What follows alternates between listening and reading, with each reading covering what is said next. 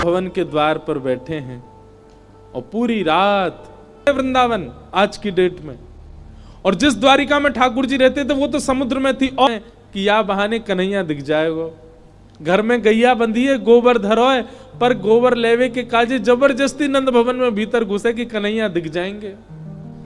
इन बहानों से श्री कृष्ण को नित्य देखने वाली गोपियां वो 2 दिन बिना कृष्ण के कैसे रहेंगी।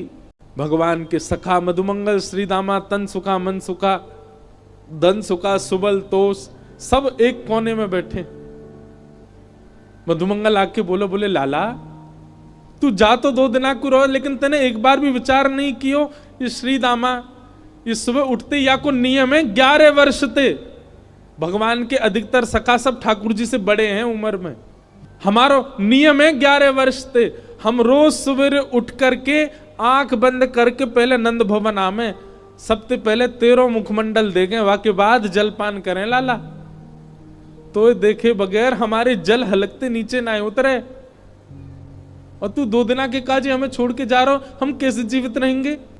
ठाकुर जी स्तब्ध हो रहे हैं, मौन हो रहे हैं, कहां समझाएं, अब शब्द नहीं है ठाकुर जी के पास। भगवान किशोरी जी के पास गए, चरणों में प्रणाम किया।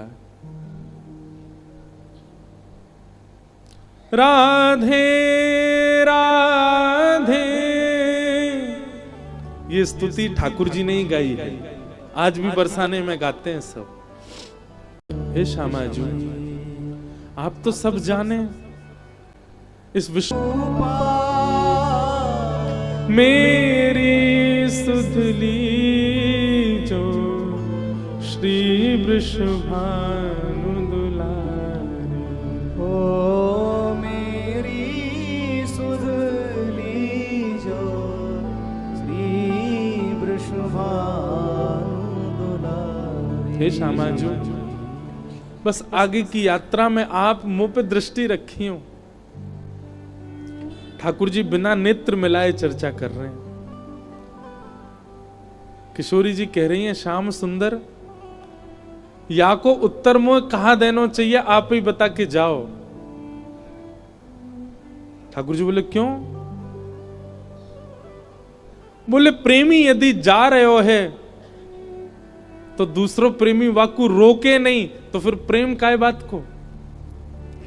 प्रेमी जा रहा है तो प्रेमी तो वाकू रोकेगो,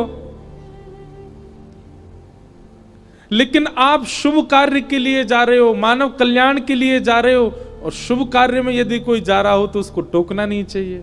आप जा रहे हैं विश्व के कल्याण के लिए, मैं आपको रोकूं कैसे, मैं टोकूं कैसे? और मेरो प्रेमी जा रहा है और मैं रोकूं नहीं तो प्रेम कैसा? मुझे कहा करना चाहिए श्याम सुंदर आप बता के जाओ। आपको आज्ञा दे दूं तो फिर मैं प्रेमी कैसी जो अपने प्रेमी को दूर जावे की आज्ञा दे रही हूं?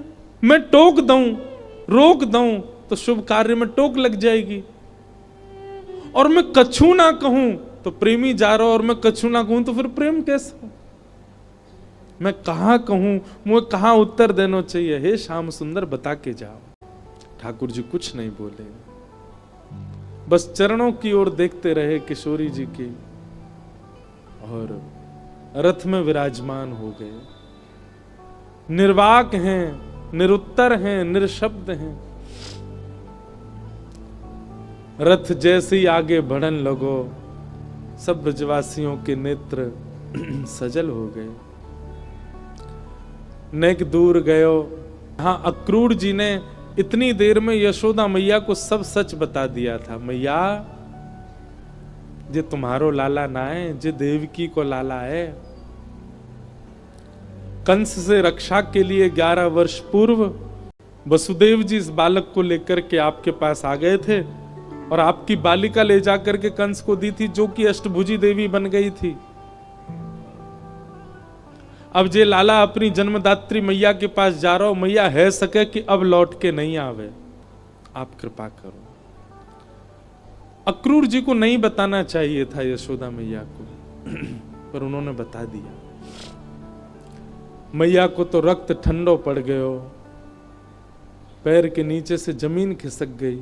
ठाकुर जी रथ में बैठ करके जैसे ही जान लगे, थोड़ी देर बाद जब रथ के चाबुक की आवाज आई, रथ के पहियान की आवाज आई, तब मैया को होश आयो और निकल के भागी अपने भवन से। कान्हा रुक जा, अरे लाला रुक जा, कन्हैया नेक डट जा। मैया की आवाज सुनकर के श्री ठाकुर जी चलते रथ से कूद पड़े, दौड़ करके आए, मैया के अंग से लिपट गए। मैया तू काय को रो रही है? मैं आ रहा हूं ना, परसों आ जाऊंगा मैया, तू रोवे मत, ऐसे करेगी तो मैं किस जाऊंगा। मैया सर्वांगीण अंग का स्पर्श करती जा रही है ठाकुर जी के, और कह रही है लाला मोए जो पता ही तू गोपीन ते झूठ बोले, तू गालन ते झूठ बोले, सबन ते झूठ बोल ले, लेकिन आज तू मोते झूठ बोल रहा है। मुझको सब पता चल गई लाला, तू मेरो लाला ना है, तू तो देवकी को लाला है। कंस से रक्षा के काजे अक्रूर जी महाराज तो मेरे पास छोड़ गए। वसुनी निष्ठुर नहीं हूं कि एक मैया के प्रेमास्पद को हमेशा के लिए अपने पास रख लूंगी। मैं भी तो मां हूं, मैं भी तो समझूं कि बालक के बिछुड़वे को कष्ट कहा हुआ आज समझ रही हूं। मैंने तो फिर भी तेरो संपूर्ण बालपन देखो, पर जाने तो जन्म दियो वा देवकी मैया ने तो पूरा जीवन कारागृह में निकाल दियो। और आज भी अगर मैं तो को रोक लूंगी लाला, तो मैं देवकी के संग बहुत बड़ा अत्याचार करूंगी। वैसे तो में मेरे प्राण बसे, है सके कि तू यहां तक गयो और शायद है सके कि मैं जीवित हूं ना बचूं लाला, लेकिन अब समय देवकी को प्रसन्न करवे को है। तू जा, मुझको एक वचन दे के जा लाला, तू देवकी को नहीं बताइयो मैंने तेरो हाथ पकड़ो, कान मरोड़े तो को उखलते बांधो, और दूसरो वचन दे के जा लाला, तो को जब भी खबर पड़े कि यशोदा मरणासन अवस्था में है, वह समय आ जाइयो मेरे पास, तो को निहार लूंगी, तो को देख लूंगी लाला, तो चैन ते प्राण चले जाएंगे मेरे। ठाकुर जी लिपट गए यशोदा मैया से, सब खड़े रो रहे हैं, अक्रूर जी तक रुदन कर रहे हैं जो ठाकुर जी को लेने आए।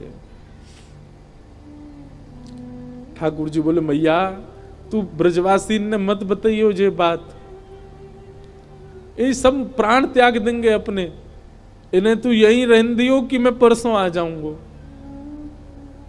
और मैया तू अपना ध्यान रखियो, मैं आ जाऊंगा जल्दी।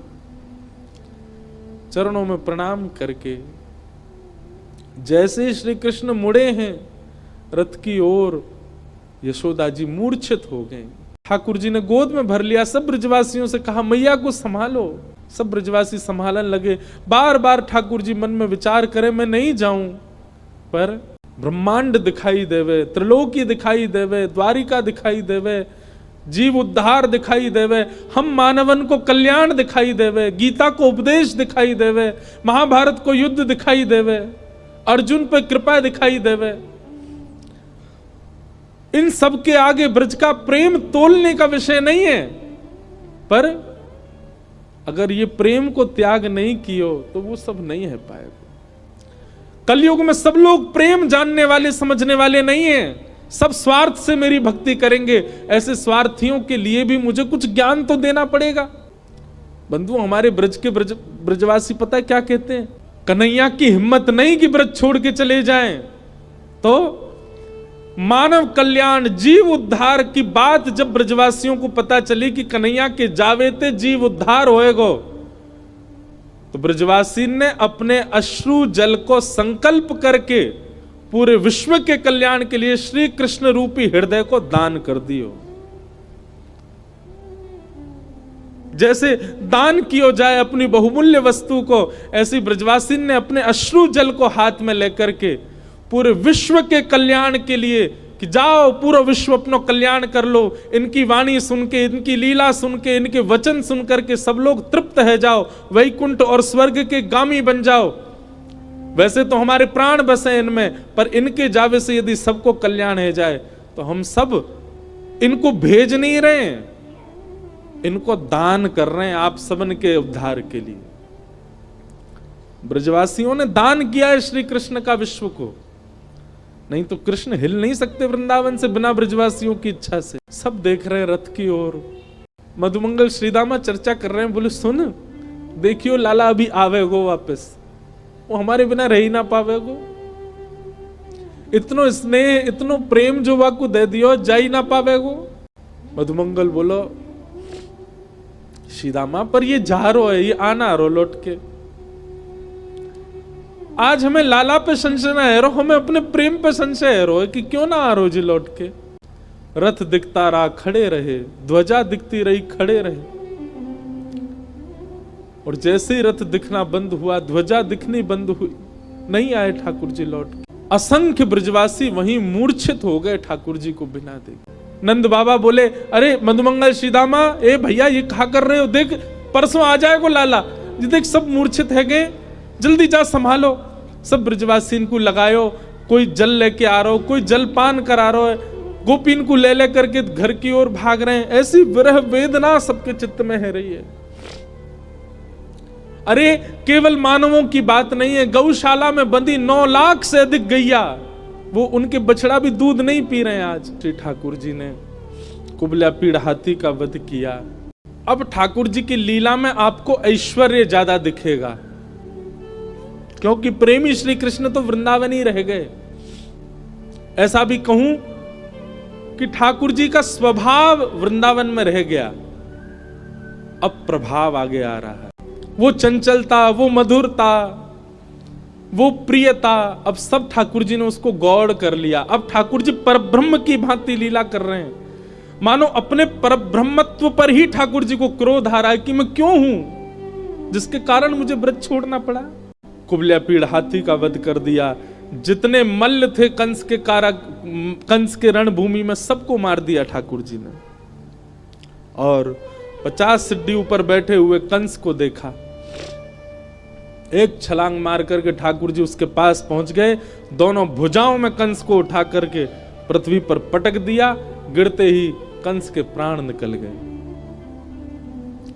भगवान तुरंत कारागृह की ओर दौड़े। देवकी मैया रोज कारागृह में खिड़की पे खड़ी हो जाती है, ऊपर साधन नहीं है तो जबरदस्ती घड़े पे घड़ा रख के या कोई ऐसी व्यवस्था करके खिड़की के ऊपर खड़ी हो जाती है, और वहां से वृंदावन से आने वाले लोगों को बुलाती है। बोले सुनो कहां ते आ रहे हो? बोले हम तो वृंदावन ते आ रहे हैं। अच्छा तुमने वृंदावन में कुछ देखो? अरे बड़ी सुंदर लता गुल्म, यमुना जी, ऐसी रेणु, ऐसी गैया, ऐसे गोप ग्वाल। देवकी मैया बोले सबसे सुंदर कहा है वृंदावन में? मैया सबसे सुंदर तो यशोदा को लाला है। अरे मैया कैसो चले, कैसी बात बनावे, कैसे नैन मटकावे, वाक्य अंदर तो ऐसी सुगंधी आवे। अरे हम तो सांची पूछो, हम तो भैया देखवे जामे। द्वार वहीं खिड़की पे खड़ी खड़ी देवकी रुदन करती है, मैं कब देखूंगी अपने लाला को।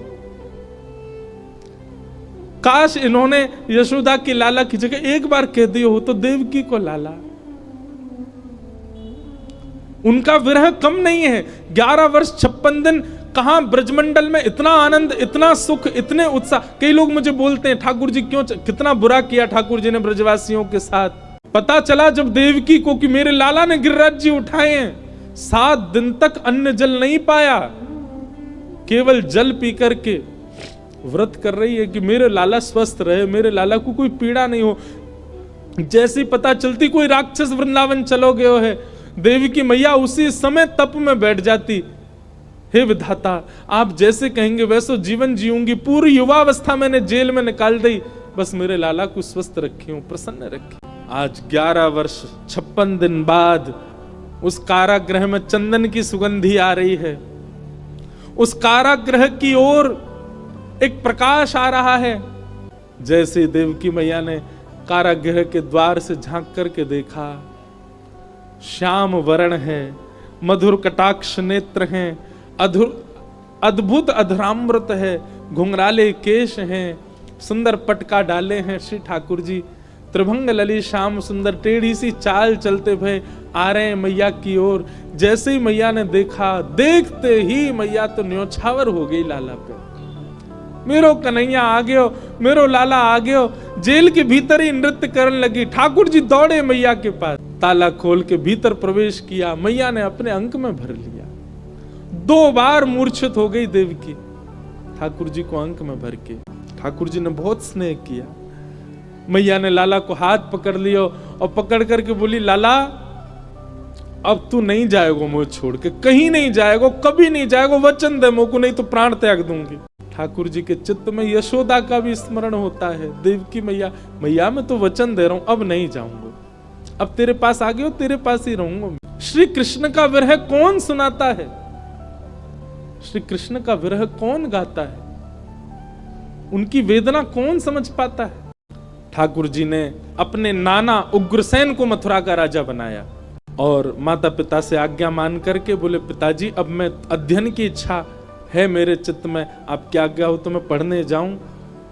वसुदेव देवकी की आज्ञा से श्री ठाकुर जी सांदीपनी गुरुकुल अवंतिका उज्जैन पढ़ने के लिए गए और वहां सांदीपनी उपाध्याय के यहाँ श्री ठाकुर जी ने संपूर्ण शिक्षा ग्रहण की। वहीं ठाकुर जी को सुदामा नाम के मित्र मिले,